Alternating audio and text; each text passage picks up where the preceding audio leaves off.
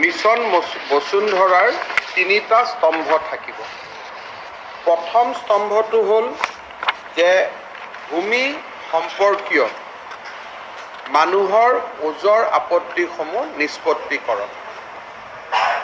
বসুন্ধৰা.assam.nic এই পৰ্টেলৰ জৰিয়তে ভূমি সম্পৰ্কীয় ওজৰ আপত্তিবোৰ বিশেষকৈ যিখিনি সচৰাচৰ ৰেভিনিউ ডিপাৰ্টমেণ্টত চাৰ্কুল অফিচত কাম সম্পন্ন হ'ব লাগে তাৰ বিষয়ে ৰাইজে এই পৰ্টেলৰ জৰিয়তে আবেদন কৰিব।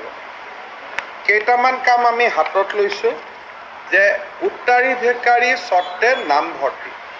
দেউতাকৰ মাটি আজিও ল'ৰা ছোৱালীৰ নামলৈ অহা নাই। এই কামটো পৰ্টেলত ৰাইজে আবেদন কৰিলে আমি মিছন বসুন্ধৰাৰ সময়তে নিষ্পত্তি কৰিম। দলিল সূত্ৰে নামজাৰি, অৰ্থাৎ মই কাৰোবাৰ মাটি কিনিছোঁ, মোৰ ৰেজিষ্ট্ৰেশ্যন হৈ গৈছে কিন্তু নামজাৰি হোৱা নাই। মিছন বসুন্ধৰা পৰ্টেলত আমি আবেদন কৰিলে এই কামখিনিও ৰাইজে চৰকাৰৰ জৰিয়তে এই কামখিনিও সমাধান কৰিব পাৰিব।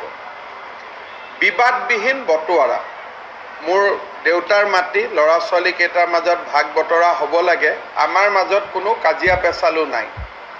এই বটোৱাৰাৰ কামো আমি মিছন বসুন্ধৰাৰ সময়ত আমি কৰি দিম।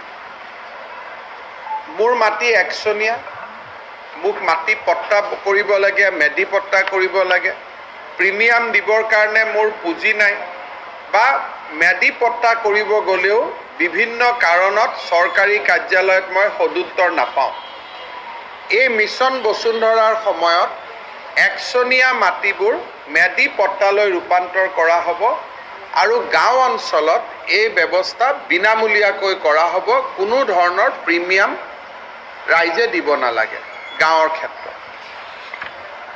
মাটিৰ শ্ৰেণী পৰিৱৰ্তন, কাৰোবাৰ মাটি হয়তো ইণ্ডাষ্ট্ৰী হৈ আছে, হ'ব লাগিছিল এগ্ৰিকালচাৰ হৈ আছে, হয়তো আন কিবা ক্লাছিফিকেশ্যন হৈ আছে। গতিকে কাৰেক্ট ক্লাছিফিকেশ্যনটো এই সময়ছোৱাৰ ভিতৰত কৰিব পাৰিব।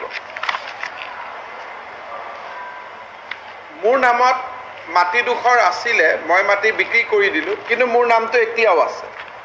গতিকে দখল স্বত্ব নথকা মোৰ নাম কিবা কাৰণত যদি লেণ্ড ৰেকৰ্ডত সোমাই আছে, এই সময়ছোৱাত নামখিনি উলিয়াই দিব পাৰিব। গভৰ্ণমেণ্টে মাটি এলট কৰে। যোৱা চৰকাৰৰ দিনতে 2 লাখ ভূমিহীন লোকক আমি মাটি এলট কৰিছোঁ।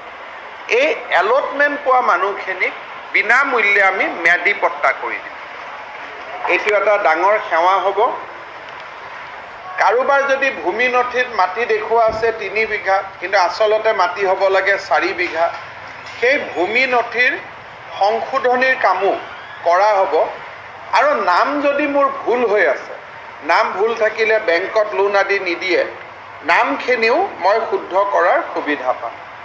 শেষত মোৰ এট প্ৰেজেণ্ট মোবাইল নম্বৰটো মই লিপিবদ্ধ কৰিব পাৰিম, যাতে ভৱিষ্যতে OTP আদি আমি মোবাইলৰ জৰিয়তে পাই থাকিব পাৰিম। এই কামখিনি হ'ব আমাৰ ৰাইজক বহুদিনে বন্ধ হৈ থকা যিখিনি ভূমিৰ লগত জড়িত সেৱা, এইখিনি আমি মিছন বসুন্ধৰাৰ সময়ত আমি উপলব্ধ কৰিম।